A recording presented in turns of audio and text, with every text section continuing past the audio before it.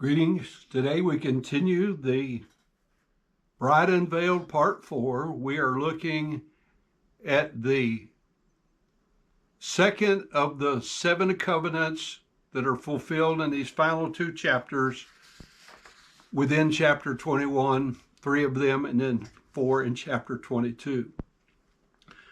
The substance of the second covenant that God made, we call it the Adamic covenant, in Genesis 3, verses 14 through 19, concerns the penalty imposed upon man's sin against God.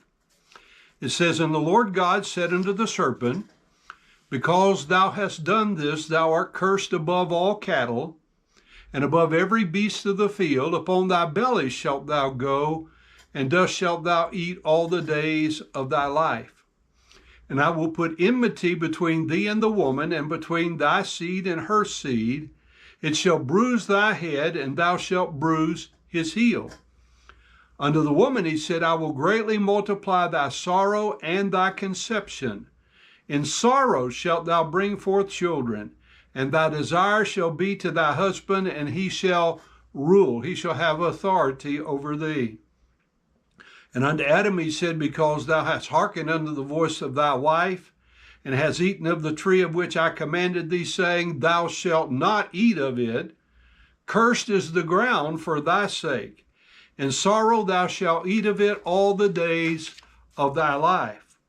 Thorns also and thistles shall it bring forth to thee, and thou shalt eat the herb of the field." Verse 19 says, "In the sweat of thy face shalt thou eat bread, till thou return unto the ground, for out of it thou wast taken, for thou art dust, and unto dust thou shalt return." So the description of Jesus in Revelation chapter 2, verses 8 through 11, in the message to the church at Smyrna, speaks to the fulfillment of these words. Revelation 2:8 begins, "And these things saith the first and the last, which was dead and is alive. I know thy works, and tribulation, and poverty, but thou art rich. And I know the blasphemy of them which say they are Jews and are not, but are the synagogue of Satan. Fear none of those things which thou shalt suffer. Behold, the devil shall cast some of you into prison, that you may be tried, and you shall have tribulation 10 days. Be thou faithful unto death, and I will give thee a crown of life. He that hath an ear, let him hear what the Spirit saith unto the churches. He that overcometh shall not be hurt of the second death."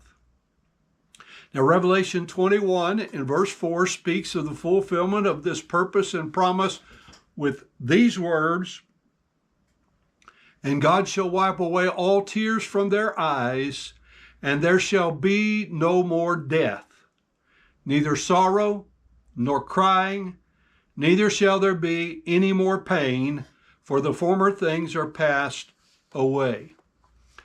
Then the substance of the third, or what's commonly called the Noahic covenant, from Genesis chapter 8, verse 20 through chapter 9, verse 27, concerns a shift from God's judgment concerning the entire evil environment of the world to a judgment of individuals for their disobedience. Genesis 8:21 says, "And the Lord smelled a sweet savor, and the Lord said in his heart, I will not again curse the ground any more for man's sake, for the imagination of man's heart is evil from his youth. Neither will I again smite any more every living thing as I have done. While the earth remaineth, seed time and harvest, cold and heat, summer and winter, and day and night shall not cease. And God blessed Noah and his sons, and said unto them, Be fruitful and multiply and replenish the earth. And the fear of you and the dread of you shall be upon every beast of the earth, and upon every fowl of the air, upon all that moveth upon the earth, and upon all the fishes of the sea. Into your hand are they delivered.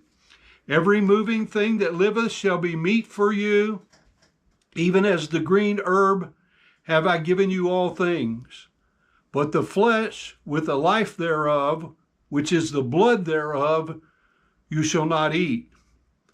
And surely your blood of your lives will I require. At the hand of every beast will I require it, and at the hand of man, at the hand of every man's brother will I require the life of man. Whoso sheddeth man's blood, by man shall his blood be shed. For in the image of God made he man. And you, be ye fruitful and multiply, bring forth abundantly in the earth and multiply therein.